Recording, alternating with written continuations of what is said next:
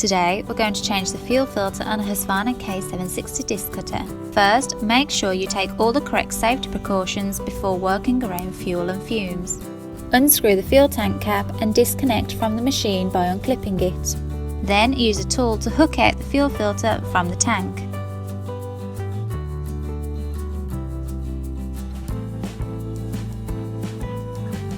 Once this is done, you can release the fuel filter from the machine by disconnecting it. Whilst replacing the filter, it's advisable to check the fuel hose for any wear and tear. Push your new fuel filter onto the black fuel hose. Make sure it's attached before continuing. You can now slide the metal part of the filter up. Drop the filter back into the machine, making sure it's seated at the bottom of the tank. Finally, secure the fuel tank cap back on, ensuring it's tight so no fuel can leak out. That's how you change a fuel filter on a Husqvarna K760.